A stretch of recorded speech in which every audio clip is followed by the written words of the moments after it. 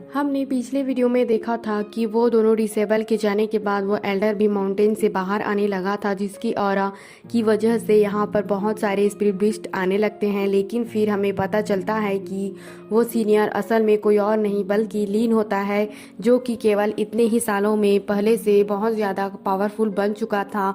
लीन देखने में पहले से काफ़ी ताकतवर लग रहा होता है। अब आगे जिसके बाद हम अगले सीन में देखते हैं कि कुछ गार्ड्स को ग्रुप के रूप में देखते हैं जो कि अपने साथ में सामान लेकर सिटी की तरफ जा रहे होते हैं।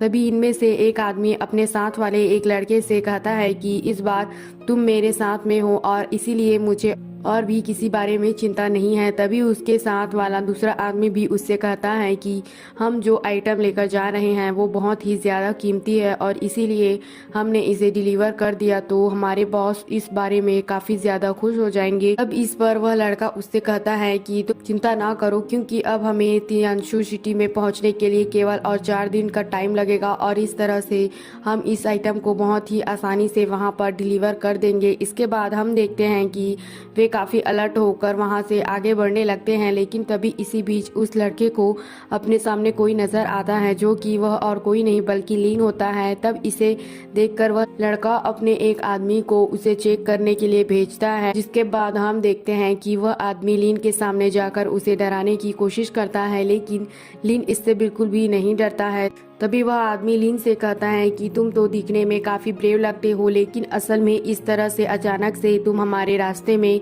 क्या कर रहे हो। और अब इसी के साथ वह उसे पूछता है कि क्या तुम्हें कोई हेल्प की ज़रूरत है। तब इस लीन उसे अपना नाम बताते हुए कहता है कि मेरे पास वुन कार्विंग स्किल्स है और इसीलिए मैंने कुछ पैसे कमाने के लिए तियानसु सिटी में जाने का मन बनाया है और इसीलिए क्या आप मुझे तियानसु सिटी में जाने का रास्ता बता सकते हो।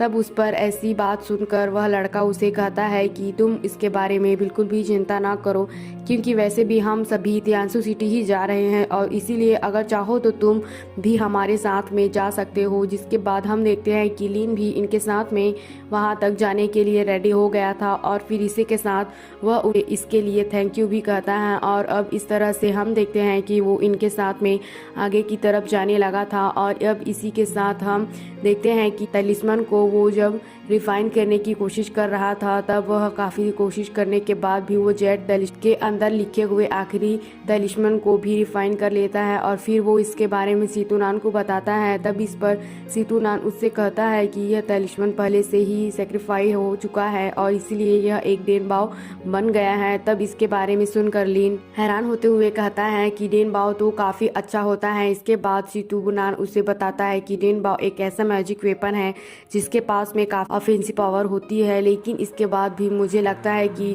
सुंडाजू एक बहुत बड़ा बेवकूफ़ था, क्योंकि इसकी वजह से पहले से ही उसके पास में मैजिक वेपन था, जो कि इसके बाद भी उसे जेलस नहीं हुआ। इसके बाद वो लीन से कहता है कि अगर इसके बारे में मेरे पास नॉलेज नहीं होता तो यह ट्रेजर उसके बैग में ही डिस्ट्रॉय हो जाता। तब यह उसकी ऐसी बात सुनकर लीन उससे कहता है कि मैं तो पहले से ही परफेक्ट हो गया हूँ और इसीलिए हम तियानसु सिटी में पूरी तरह से हाई क्वालिटी वाले मटेरियल को खोज लेते हैं और इसी के साथ साथ अगर मैंने हेवनली पर्ल को भी इम्प्रूव कर लिया तो क्या हम फाउंडेशन को जल्दी से बना पाएंगे। लेकिन इस पर सीतूनान उससे कहता है कि यह तो काफ़ी जल्दी हो जाएगा। जिसके बाद वह उससे पूछता है कि मुझे अब कितने समय तक प्रैक्टिस करना होगा। तब इस पर उसे सीतूनान कहता है कि अगर तुम इसमें जल्दी से कामयाब होना चाहते हो तो फिर उसके लिए तुम्हें मेरी बात माननी होगी और इसीलिए मैं चाहता हूँ कि तुम सोल को एब्जॉर्ब करने वाले का इस्तेमाल करो। लेकिन हम देखते हैं कि लीन उसकी यह बात मानने के लिए रेडी नहीं था, क्योंकि उसे पता है कि अगर उसने किसी के साथ में ऐसा किया तो उसकी वजह से उस इंसान की जान चली जाएगी। लेकिन उसकी ऐसी बात सुनकर सीतूनान उससे थोड़ा नाराज़ हो जाता है और फिर उससे कहता है कि कल्टीवेशन वर्ड में तो स्टोन को खाता ही है, जिसकी वजह से यह चीज़ तो पूरी तरह से नॉर्मल है। लेकिन इसके बाद भी तुम मेरी बात नहीं मानना चाहते तो फिर मैं इसके बारे में कुछ भी नहीं कर सकता।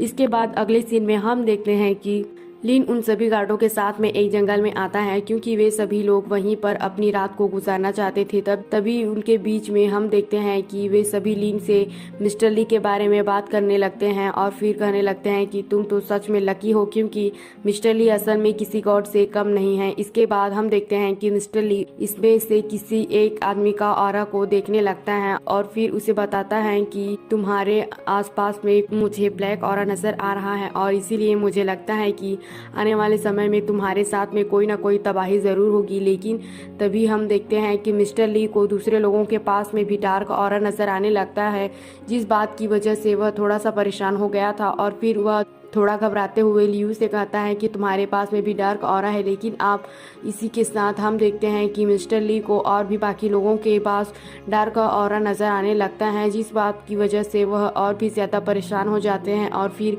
वह लियू से कहता है कि यहाँ पर ज़रूर ही कोई गड़बड़ है। इसके बाद हम देखते हैं कि मिस्टर ली लिन के ऑरा को भी एनालाइज करना चाहता था, लेकिन तभी सीतुनान उसे अपने फाइट करते हुए मेमोरी को दिखा देता है।